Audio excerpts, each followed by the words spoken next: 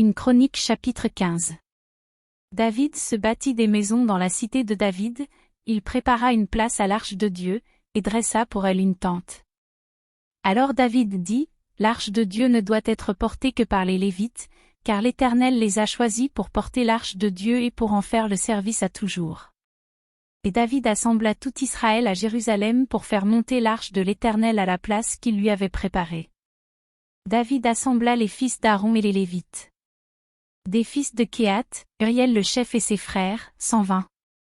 Des fils de Merari, Asaja le chef et ses frères, 220. Des fils de Gershom, Joël le chef et ses frères, 130. Des fils d'Élitsaphan, Skemaéja le chef et ses frères, 200. Des fils d'Hébron, Eliel le chef et ses frères, 80. Des fils d'Uziel, Aminadab le chef et ses frères, 112. David appela les sacrificateurs Tsadok et Abiatar, et les Lévites Uriel, Asaja, Joël, Skemaéja, Eliel et Aminadab. Il leur dit, vous êtes les chefs de famille des Lévites, sanctifiez-vous, vous et vos frères, et faites monter à la place que je lui ai préparée l'arche de l'Éternel, du Dieu d'Israël.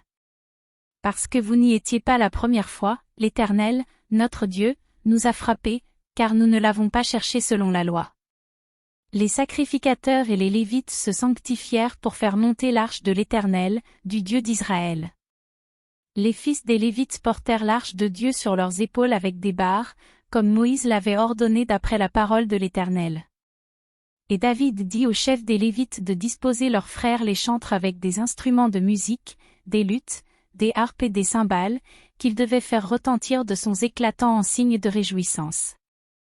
Les Lévites disposèrent Héman, fils de Joël, parmi ses frères, Asaph, fils de Bérékia, et parmi les fils de Merari, leurs frères, Étan, fils de Cuschaja.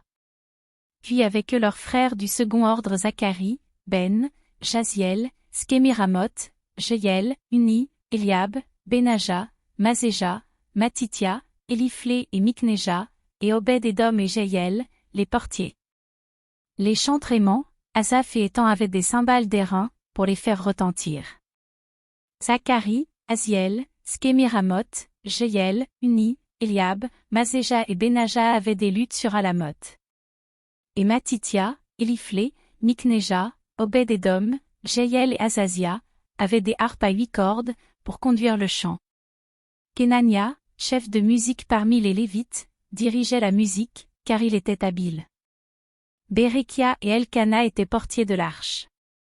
Skébania, Josaphat, Nethanil, Amasaï, Zacharie, Benaja et Éliézé, les sacrificateurs, sonnaient des trompettes devant l'arche de Dieu.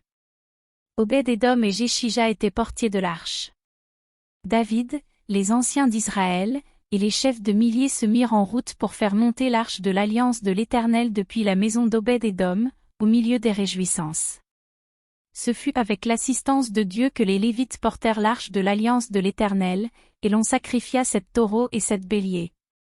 David était revêtu d'un manteau de byssus, il en était de même de tous les Lévites qui portaient l'arche, des chantres, et de Kenania, chef de musique parmi les chantres, et David avait sur lui un éphod de lin. Tout Israël fit monter l'arche de l'alliance de l'Éternel avec des cris de joie, au son des clairons, des trompettes et des cymbales, et en faisant retentir les luths et les harpes. Comme l'arche de l'alliance de l'Éternel entrait dans la cité de David, Michal, fille de Saül, regardait par la fenêtre, et voyant le roi David sauter et danser, elle le méprisa dans son cœur.